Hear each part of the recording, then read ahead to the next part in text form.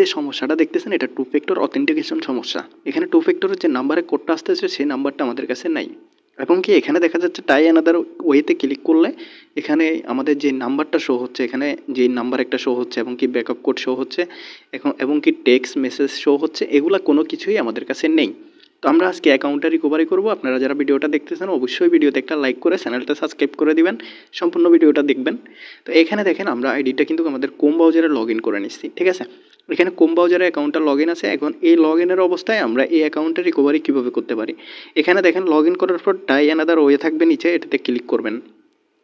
এটাতে ক্লিক করার পর এখানে একটু লোডিং নেবে, লোডিং নেওয়ার পর আপনাদের কাছে এরকম একটা অপশন আসবে। এখানে নিচের দিকে দেখবেন অ্যাকাউন্ট রিকভারি নামে একটা সবুজ লেখা আছে, ঠিক আছে। এখানে দেখেন অ্যাকাউন্ট রিকভারি, এটাতে ক্লিক করবেন।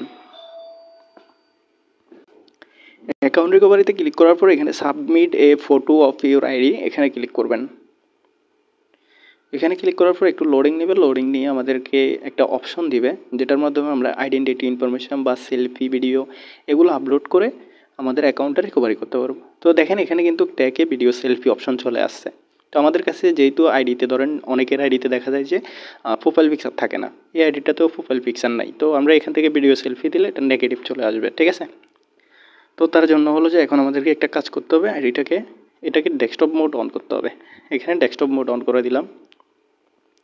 ডেস্কটপ মোড অন করে দেওয়ার পর আইডিটা আবার লগ ইন করতে হবে। তো আমরা আইডিটা আবার লগ ইন করে নিচ্ছি।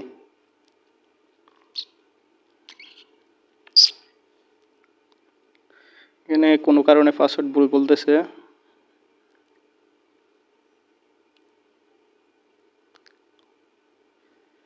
এখানে একটু সময় নিচ্ছে, আমরা অ্যাকাউন্টটা লগ ইন করে নিই। হ্যাঁ, এখন লগ ইন হয়েছে। তো এখন কিন্তু ডেস্কটপ সাইড অন হয়ে গেছে। ডেস্কটপ সাইড অন হয়ে গেছে। এখন আমরা আবারও সেম নিয়মে টাই অ্যানাদার ওয়েতে ক্লিক করব। ক্লিক করার পর এখানে আবারও অ্যাকাউন্ট রিকভারি যে অপশনটা আছে এটাতে ক্লিক করব।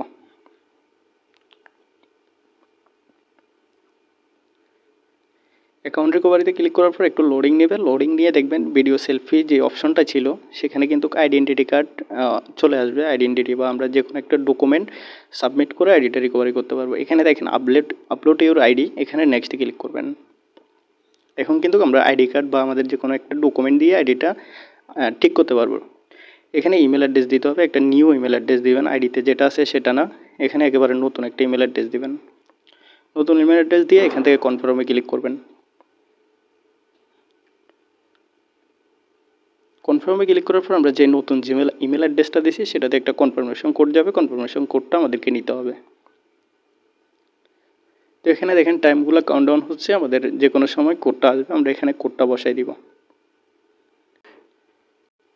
এখানে আমাদের কোডটা চলে আসছে। কোড আসার পর আমরা এখান থেকে কোডটা বসাই দিলাম। তারপর এখান থেকে আমরা নেক্সটে ক্লিক করব। নেক্সটে ক্লিক করার পর এখানে কিন্তু আমাদের কাছে অনেকগুলো অপশন আছে। দেখেন এখানে যে অপশনগুলো শো হচ্ছে passport, driving licence, national identity card, আমরা যে কোনো যেটা আমাদের কাছে আছে আমাদের আইডির নাম আর জন্ম তারিখ অনুযায়ী সেই ডকুমেন্ট দিয়ে এটাকে ঠিক করতে পারবো, ঠিক আছে।